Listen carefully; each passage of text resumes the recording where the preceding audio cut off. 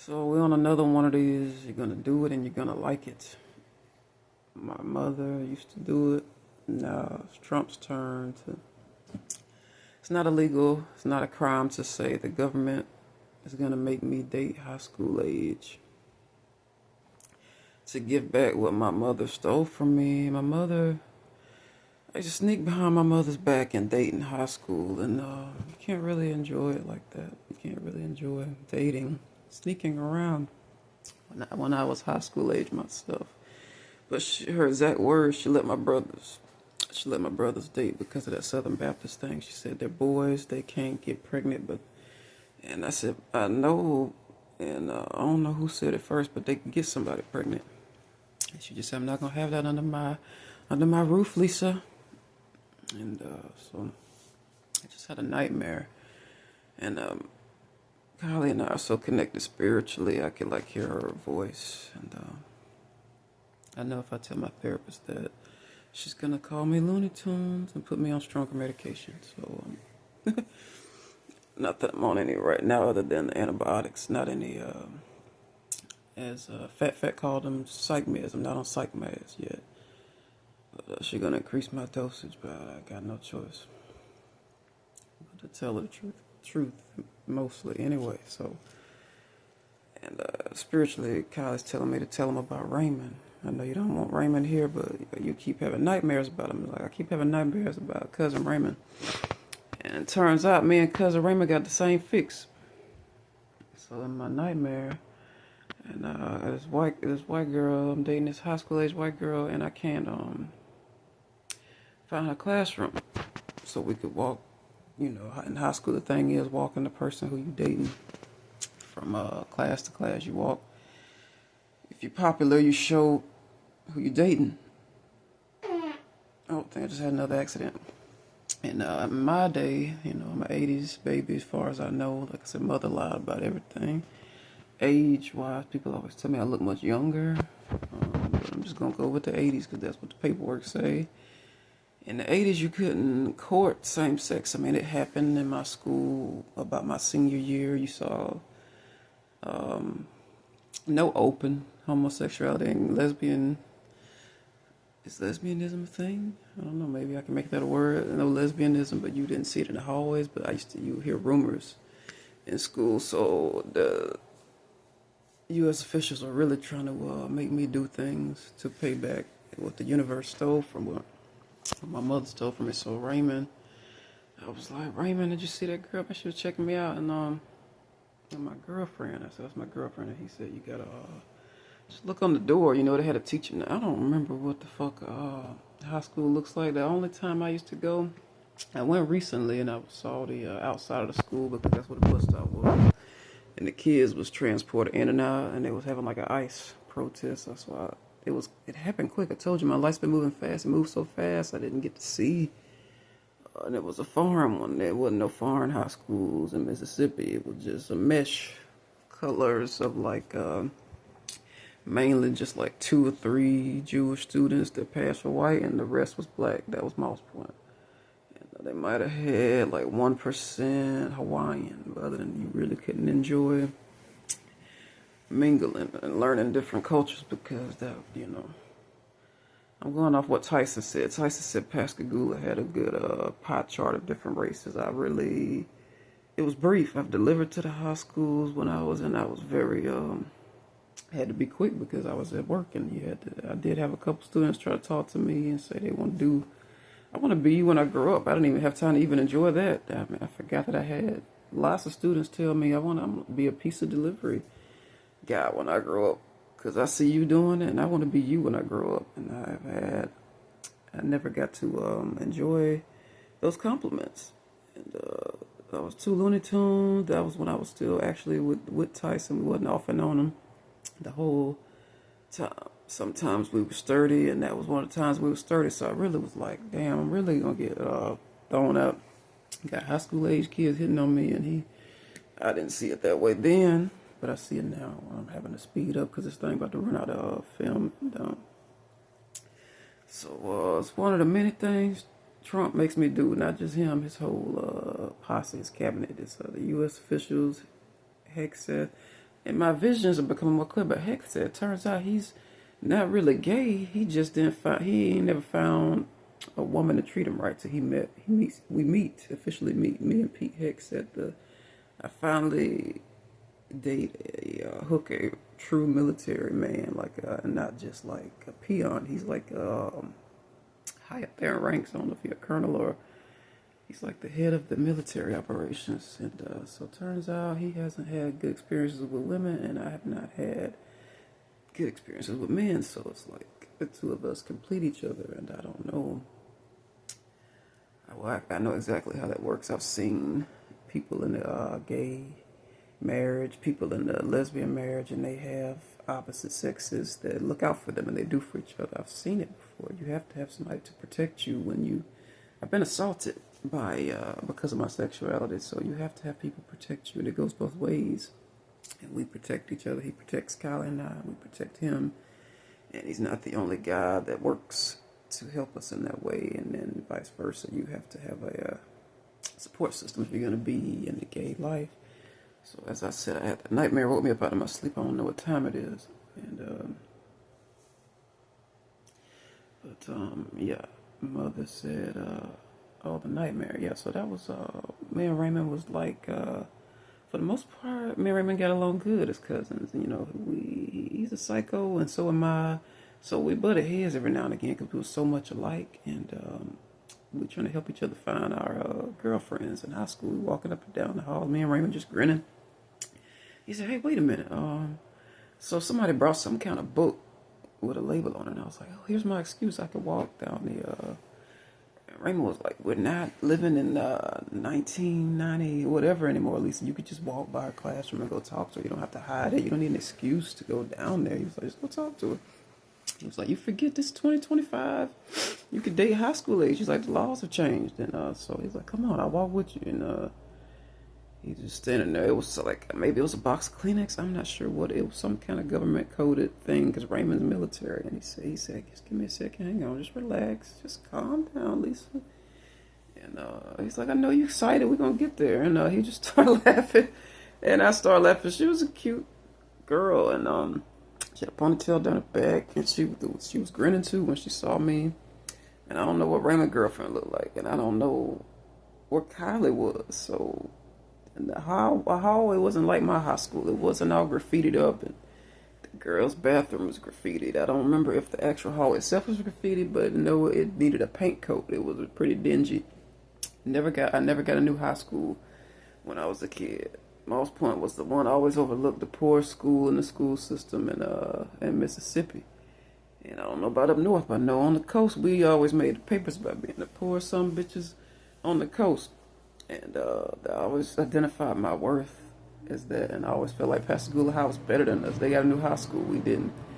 And that's why I hate Tyson to this moment, because that fucker was always bragging about that shit. And he did it open into my face. What up, Moss Point? That's what he used to say. I told you, he remedial and retarded. That's how he used to talk. And so, the high school. Oh shit, my phone ticking. I'm running out of tape. Not the reel, but that shit. I won't reel it out. That it may come back to me having to use a reel to get more. This is a phone. I might as well set it free. And I'm in fear that my phone's gonna get stolen. So I don't rule out having to tell people I don't have a phone. Did it for the first time yesterday. Didn't even let on that I had a phone. Because I don't want to get robbed. Stop telling people it's disconnected. Just say you ain't got one. So you didn't get robbed. Anyway, in this nightmare dream, I was so happy. And Raymond was so happy. And the high school was brand new. And I don't remember what the colors were. It wasn't any colors. It was just white walls.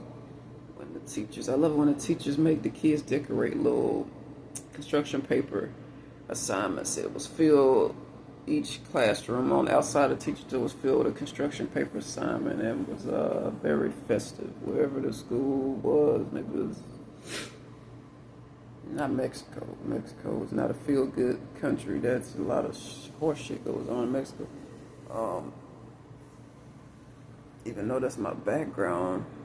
So I woke up, I don't know what school it was. I woke up hungry because it was the same chips I just acquired. These Nazis I just acquired, and that was in my dream. I was eating them up, and same way how that kid looked that sold them to me, like she was gonna eat them and rob me. That's the way how the high school was looking at me. They were looking at the whole school with my girlfriend, looked like they were gonna rob me and steal my chips. And maybe Donitas is Doni, Doni. Shit, I don't know. My first time hearing about them, but it tastes like a donut and a chip, and it's airy. And Sarah told me the name of them. There's like a pretzel, but these are like make a donut hole. And then Sarah, when she was seducing me, told me what them was, and she got me a bag from that church event. And Sarah was an omen. I'm not sure how old Sarah was. Me and Sarah never laid together. And I fought Sarah. I fought as long as I could. I kept telling her, "You too young for me." I don't mean that in a insulting way. Not my exact wording, but she was like, "How old do you think we are?" This is Sarah and Alexis, and but the one them two was after me, ongoing. I can remember they just laughed at me. They just thought I was just so cute, so adorable, just trying to resist them, and they're whores, just acting like grown women. And I remember Fat. That's the one that told me I couldn't move in. Fat was like, "That's a girl. That ain't a woman." I'm like, "I know that's a." Anyway, so me and Sarah never were intimate, but we exchanged phone numbers. She asked for my phone number. I'm like, this generation is more progressive than my own. We're not that bold. The girls just don't ask our girls. That's just, we don't. And for the longest time, I just didn't know why until I started to get older. I thought it was a confidence thing. And on this one, it wasn't the confidence. On this one, it was the American laws. That girls just don't go around asking out girls. But Sarah taught me something. The younger generation than mine. She looked like she either fresh out of high school or just like straight up high school age. Yeah, we exchanged numbers and that didn't go any further because Sarah was Looney Tunes and so am I. So, oh, Kylie, that's for you, baby. How am I gonna get to? Gotta watch how low that camera's going to California. I don't know, but you have to have even same sexes. Bullet point. I had a teacher tell me that all throughout her lecture. And not sure, I don't remember what the person looked like, and I'm not sure how I'm gonna get to falling back asleep. California to see you, Kylie. I don't know how that's gonna happen, and when you could just send a car for me, I don't know. And it's fucking cold outside. I want to freeze to death. Come to you amputated because I was stupid enough to try to walk in this weather, and they had to cut my toes off, and they tied me down, and they said, "We're not asking no more. We've been looking forward to chopping you up, Ms. Myers. This is how I see it." And they already pulled my blood, and I didn't. My ex said, when it comes to women, you gotta be careful with the doctor because they don't listen to what the fuck you gotta say. They signed me up for a mammogram. I didn't order that. I feel like I'm at McDonald's. You gave me the wrong order. I didn't ask. I'm kind of continue off of Wanda Sykes. She gets me where she left off. And they just be doing things to you at the doctor. Like, I didn't ask for no mammogram. So they signed me up for a lot of, pretty much everything I got, I didn't ask for. My last abuser told me, well, doctors, they do that with women. They don't. That's why you hear men shouting at them. They don't do that with no man, but with a woman, they just tell you what you want. So they drew blood, and I did not ask to have blood drawn. But in my omens, I give my blood a chance to build back up because I'm like O positive, O negative. I can't remember. I got a rare blood type, and it's supposed to be like people say African American. That's like their common. Don't hold me to that, but every doctor I've been to said that it's like a common blood type for African American. Who knows what the fuck the government put in me? And just recently had a flu shot and a COVID shot, so I'm not feeling too hot. And I'm moving, not right this second. I won't rule it out. I told you, if they bring in new people, new tenants right on top of me, I got no choice but to go. You might can see it on camera in my eye. It's a stress thing, my eye twitching, so I'm trying to hurry up and speed up this ramble about this nightmare. and I'm gonna call this one high school. But so the doctor, yeah, they signed me up for a whole bunch of shit. Then I give blood once every 6 months, once a year, never on top of each other. It's a gap. Either I skip the year, I'll give it 6 months, skip 6 months, and it was like and then give, not give in between give. It's a gap. So my blood, I don't abuse my blood. I've just been getting my, least they can do. They've been helping me get my blood built back up at the hospital, St. Bernard, but that's a catch to it. They want me to give blood. That's why they got me on iron pills. They got me on vitamin D. They're getting my blood built up just like it. I try to plead my case and said, do not take my blood. Like I'm having blood issues. Don't take my blood. I'm having high blood pressure. And they didn't give a fuck. They took it anyway. And then I was trying to look and see what they was doing to me. She looked like she didn't want me to look. So ain't no telling how much they took. They didn't want me to look. They said some people look. I'm trying not to show how sick I am and getting on about it and looking at it. And they told me don't look. So it ain't no telling how much blood they took. And if I didn't trust them, I wouldn't have been there. And that's what God led me. So I was confident in it. I just wanted to see it. They were looking. I think I scared them. Like this is a sick fuck. She's trying to look and see what we doing to it. So they said they actually told me in a roundabout way, don't look. We don't have patience. I said, what? She said, we have some looking, we have some don't look. The Jamaican one, she said, but she was looking like, damn, you were just a sick ass motherfucker. That's how she looked. Like some people look, some don't look. So they banned me from looking. So I don't know how much blood they took. Two different, one my COVID shot, and that's my arm shot, and then she had a hard time. They always have a hard time finding my veins. At the when they drew blood, that was the one that she got really weirded out by me looking, the big gnarly one. Man, that's the one I ain't gonna talk about too much. I'm gonna lose my lunch because I was like, damn, man, they could at least maybe you take a shower or take a rag to the crack, man. But yeah, I wanted to treat her well because that was the one fucking with my blood. Treat them both well, but mainly they wanted to drew blood. You really want to treat her right, but I'm not sure if that was a woman. The more I got to looking at her, so I definitely wanted to seduce her. But yeah, they definitely took blood, and I told them when I went to the ER, there's 5 or 6 separate occasions that the ER said I want to have more tests done, but to see what's wrong with me, why my iron keep getting so low, but don't take any blood. I'm already not feeling well, and don't pull my blood. That motherfuckers did it anyway. They did it anyway. Dr. Blackwell ordered the hit, and they let them know. Can't let them know too much, and I can't say too much because I don't.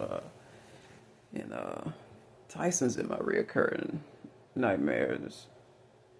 Not my dreams, my nightmares. So it's been a lot of people I've been keeping quiet that are in my reoccurring, in my spiritually in my nightmares because I don't want to see them. I won't rule out Kyle, but thank God I have not seen him in my nightmares. And I told my mom a couple of, I'm going to tell you about one nightmare. This is what led up to Tyson evicting me.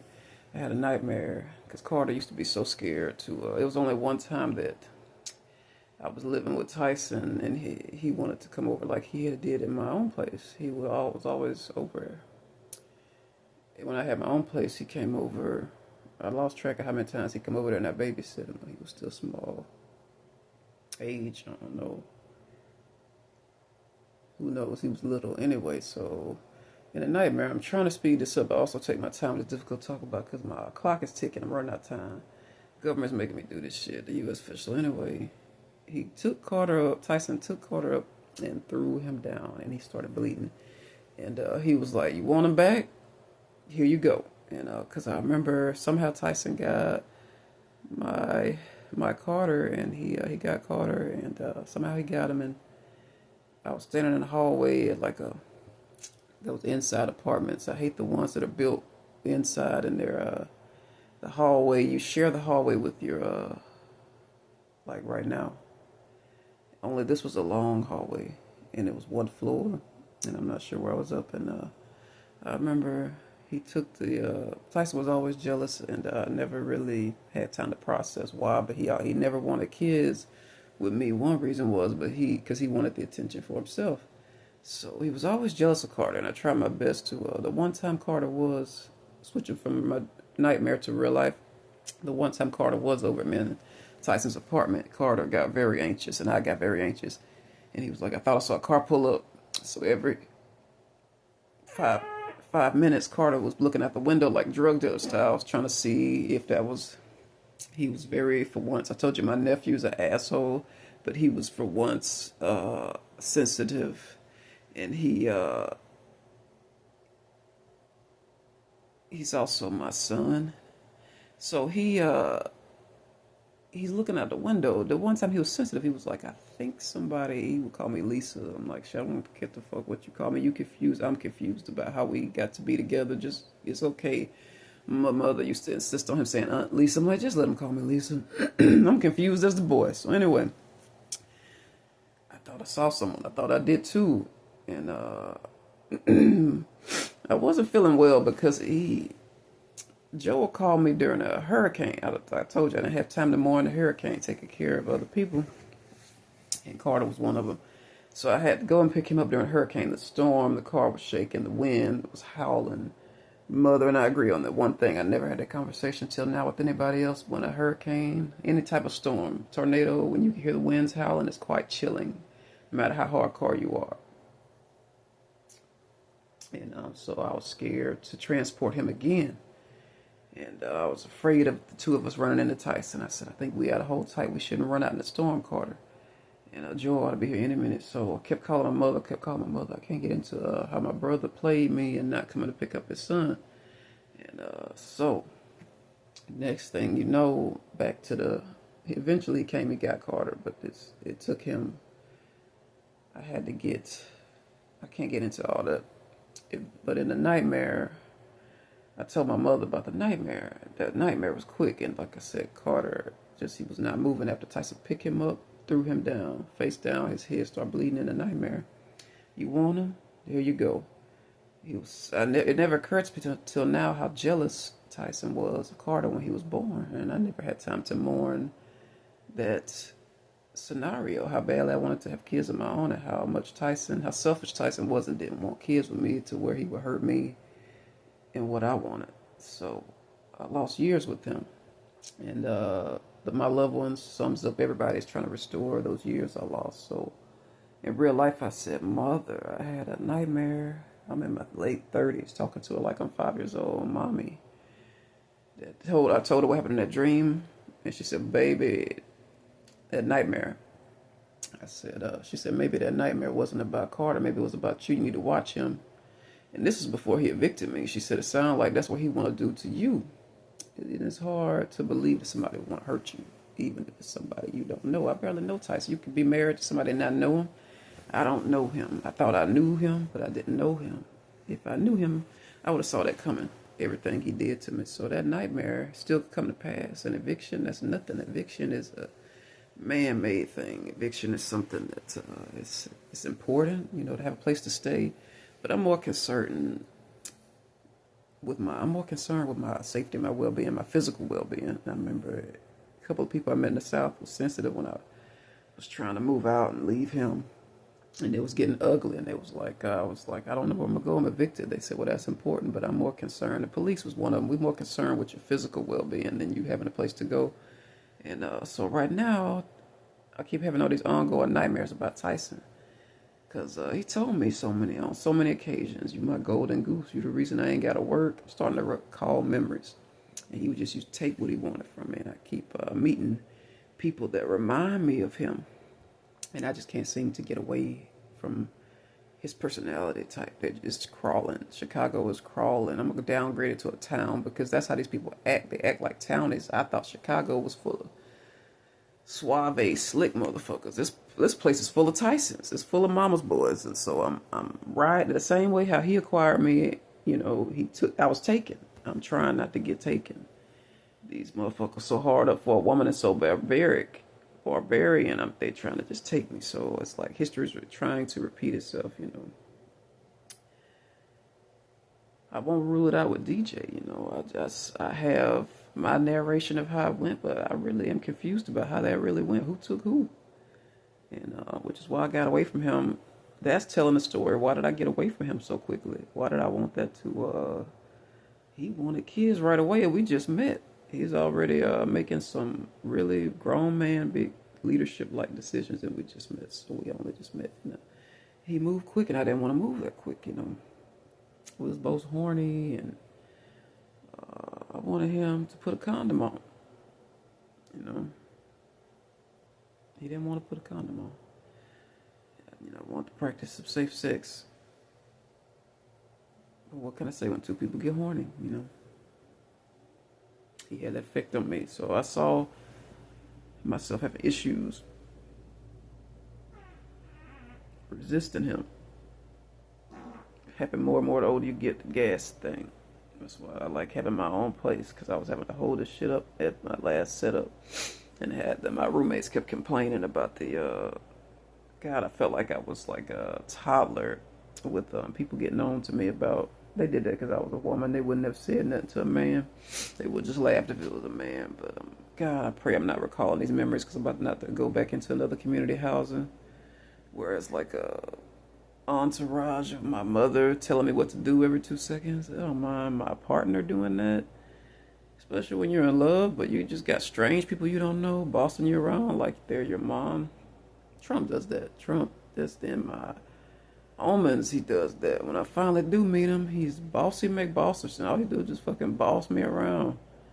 And like, shit, if I had balls, they'd be around his neck. So it's like my badge is like around his neck. It's like shit, same thing with Kylie. Those two people, they don't let nobody else do it. That's what you do. You use, my mom used to say that you use, two people said that. Buffett said that you use this person to get away from that person, to move on. I'm using Kylie and Trump to get rid of the other bossy people in my life, to get rid of all these guys I don't want to date. All these guys that keep conveniently placing themselves. I told you about, I'm not going to get into the ways I've been assaulted verbally and physically to where I get ready to go somewhere and they standing there waiting on me so they can have a conversation with me and talk to me, and I feel like a forced reaction. You have to do that. You got to use someone to get. People get married for that reason. That's a big part of why I'm getting married right now, so Kylie can get rid of people for me. You know, say you married, say you dating someone ain't enough. You just got to have that motherfucker get right in their face. This is not enough. You know, because they had fuckers tell me, well, are you happily married? When I was still with Tyson, they ain't done that now because, well, they're not that stupid. Yes, I'm happily married. So I'm just going to tell y'all just these nightmares about Tyson, and these nightmares, he wait for me to drop stuff.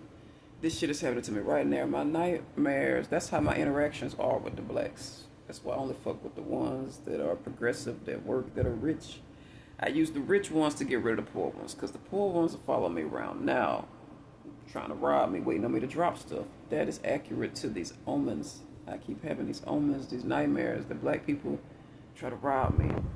In real life right now, Chicago, I have a constant problem with the poor ones always following me around, always trying to panhandle. My downstairs neighbor, floor 1, I know that's why he keeps following me. He's scoping me out, hoping I drop some or give him some cash. Thank God. As soon as that money hit my hand, I spent it all up. It was only $8, but I spent that shit. And before I posted that picture up, the guy keeps telling me to post up what I acquire. He don't promote you in private. That was how Tyson used to do. Tyson used to be, this is just the culture of black men have declined. They used to be hungry and get in gangs and acquire. I like thugs. I don't like mama's boy. I like the kind that be selling dope and shit. Got that little swag when they walk. And the culture's declined. Black men, they don't. Diddy and Combs, is that the same person? Yeah, shit, I just woke up. Yeah, the same person. It's two of them. Kales and Diddy. You know, at least they work. They had the thug thing going, not the thug thing, but at least had the money part. I'll take either or. If you're a nerd, those are two nerds. Like shit, at least you got cash. But the black men just don't want to do nothing, and they want to date me and lay with me. DJ at least works some, which is why we got together. I admired that about him. He was into illegal work. I'm not gonna get into what he did for a living, but he had the puffer. The puffer is universal. He had a puffer coat, and I wouldn't have otherwise done it if he wasn't. He didn't have a semi job. He had a job. So a lot of these black guys, they don't want to work their mama's boys, and I done been very vocal about. So now they just want to take what they want, just be barbaric, and keep saying I don't date black guys unless they're working. And, most of these mama's boys not thugs. DJ was not a he was a Diddy Combs Kells. DJ just was smart, and he had money. He had a little money. It's the only reason that happened.